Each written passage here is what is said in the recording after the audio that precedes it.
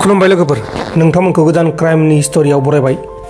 दिननि केसा ओरैबायदि आरो बे केसा पुराना 10 बोसोर पुराना केस। खोथायाव बुंनाय दङ मानसिनि गांनायखौ दैजों गांगा होनो हाया, नाथाय दैजों अरखौ खोमोरनो हायो। बेबायदि खोथायाव बुंनाय दङ। थिग बेबायदिनो खोथाया जादों सा 50 गोथै सहखौ जिनाहारि खालामनाय जाथाय आरो बे स्टोरिया बोरैहाय जानाय बेखौ आं नोंथांमोननो खोन्थागासिनो दङ।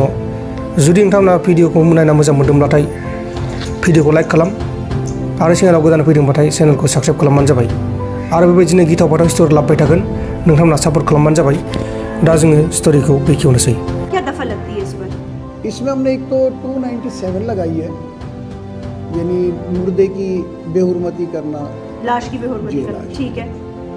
यहाँ समझो मेरे साथ एक वो लड़का था वजीरा, तो समझो ये वो गोरकंदा में पानी डालता था। वो कैसे मैयत दफन होती थी, मैयत आती थी औरत की, तो उसको दफनाते थे समझो, और मगरिब के बाद समझो उसके साथ वो गलत काम होता था, कार्रवाई करते थे। दिननि केसानो जाहैबाय सा 50 आइजोखौ गोथै सह आइजोखौ जिनाहारि खालामनाय स्टोरि। थांनाय 2003 मायथाइयाव बे जाथाया जादों। पाकिस्ताननि पापस नोगोराव थानाय मोनसे गोथै सह गारग्रा कब्रिस्तानाव, मुस्लिमफोरनि कब्रिस्तानाव बे जाथाया जादों। मानोना मुस्लिमफोरा गोथै सहखौ फबोसो, सावा। बेबायदिनो ख्रिस्टानफोराबो गोथै सहखौ फबो आरो बे जाथाया कब्रिस्तानाव जादों थांनाय 2003 मायथाइयाव। आरो बे कब्रिस्तानाव खामानि मावोमोन सामलायगिरि हिसाबै मोहम्मद रियाज आरो वजीर। बिसोर सानैया खामानि मावगासिनो दंमोन आरो बे जाथाया जेब्लानिफ्राय जागायदों रावबो हमनो हायाखैमोन। जुदि बे मोनसे घटनाया जायाब्लाथाय रावबो हमनो हायामोन। बोसोर बोसोर बारलांबाय अब्लाबो बिसोरखौ रावबो मिथियामोन। नाथाय उनावहाय गोजौनिया मिथिहोबाय। बोरैहाय मिथिखो बेखौ नोंथांमोना लास्टआव मिथिगोन। भिडिअखौ जोबजासिम नायबानो जाबाय आरो जोबजासिम नायाबा जेबो बुजिनाय नङा, आं खोन्थागासिनो दङ। जेब्ला हिन्जाव मानसिफोरनि गोथै सह लाबोयो फबनो, अब्ला बिसोर सानावनो नोजोर लाखिखायो आरो जेब्ला मोना जायो अब्ला बे हाखरखौ बुरखाङो आरो जिनाहारि खालामो। हाखरखौ बुरखाङो आरो जिनाहारि खालामो। गिबियाव वजीर मुंनि सुबुङा जिनाहारि खालामग्रोयोमोन। उनावहाय मोहम्मद रियाजआ नेग्रामोन, मानसिफोर नायग्रामोन। उनावहाय बेबो लुप जानानै सानैजों लोगो नांनानै जिनाहारि खालामबोयै सा 49 जायोमोन। सा 50 जानायाव हमजादों। बेबायदिनो कब्रिस्ताननि खाथिनि न'खरनि मानसिफोरा नोजोर लाखियोमोन, नाथाय मिथियामोन अबेबा कब्रिस्ताननि हाया खावसे गैया, अबेबा बाकसा एसे बायनाय मानाय बेफोरखौ नुयोमोन। नाथाय सानोमोन बिसोर सियालफोर फैदोंमोन बा माबा मोनसे जिब जुनारा बेबायदि खालामदोंमोन सानोमोन आरो।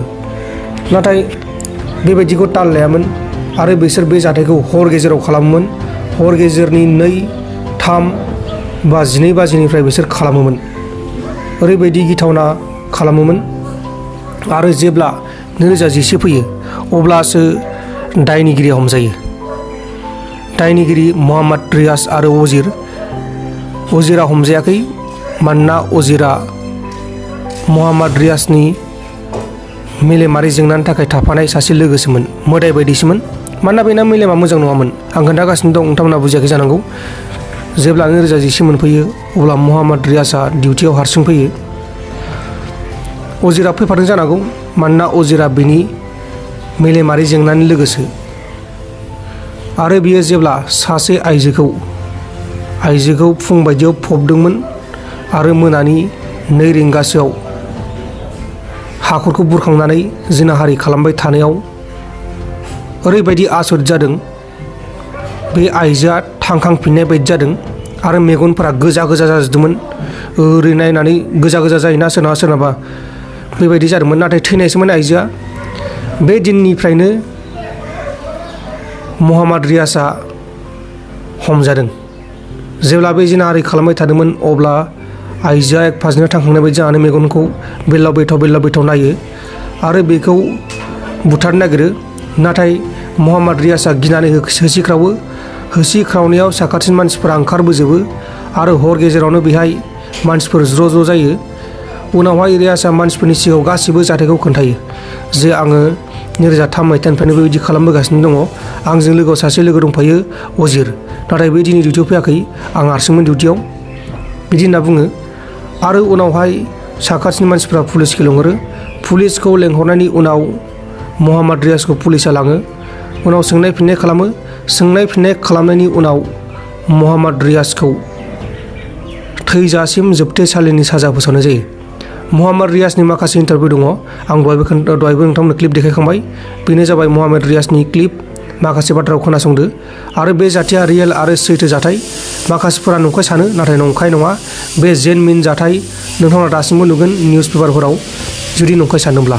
आरो इउटुबाव नुगोन नोंथांमोना मोहाम्मद रियाज जिनाहारि केस बेबायदि लिरनानै नाय, अब्ला नोंथांमोना नुगोन। दिनैनि स्ट'रिया बेखिनियानोमोन, शर्ट स्ट'रि।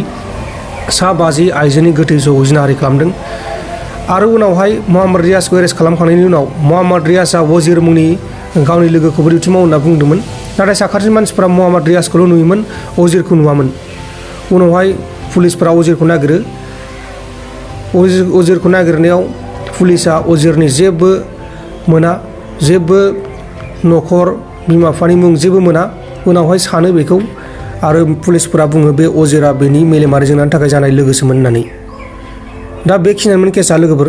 जुदि भिडिअखौ मोजां मोनदों शेयार खालाम, लाइक खालाम, कमेन्ट खालाम माबायदि जादों। गोजोन्थों, एसेनोसै, बाय बाय। आरो नेक्स्ट क्राइमनि स्ट'रियाव लोगो मोनगोन।